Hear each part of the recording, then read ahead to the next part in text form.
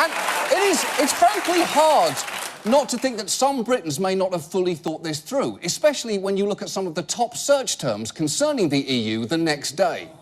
Some of the most Googled questions in the UK since the polls closed last night. What does it mean to leave the EU, and what is the EU? OK, that is clearly not good.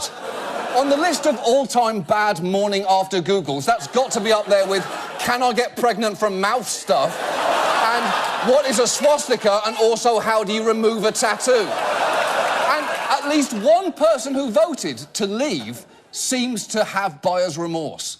I was very disappointed about the results. Even though I voted to leave, this morning I woke up and the reality did actually hit me. But if I had the opportunity to vote again, it would be to stay. Well, you're actually in luck, because it turns out, incredibly, there is going to be another vote coming up. And it's happening 1 week from... Of course there isn't! That was the fucking vote! It wasn't a practice round! That was it! And as if all this couldn't get any worse, as the full impact of what Britain had just done was sinking in, Donald Trump turned up in Scotland to promote his fucking golf course. And when he was asked about whether he, the presumptive Republican nominee, had any thoughts on the seismic events unfolding in Europe, this was his response.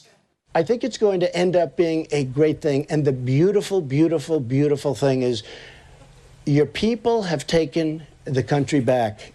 And there's something very, very nice about that. And they voted, and it's been peaceful, and it was strong and very contentious. And in many respects, I watched last night. It was a little bit ugly, but it's been an amazing process to watch.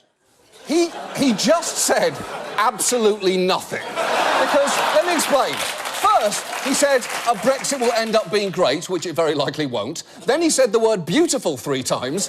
Then he said your people have taken the country back, even though he was in Scotland, which overwhelmingly voted to remain in the EU. Then he said it's been peaceful, which it absolutely hasn't. Then he immediately contradicted himself by saying it's been contentious and ugly, and then he summed the whole thing up as amazing. Now, if he had simply breathed audibly into the microphone, the same amount of information would have been conveyed.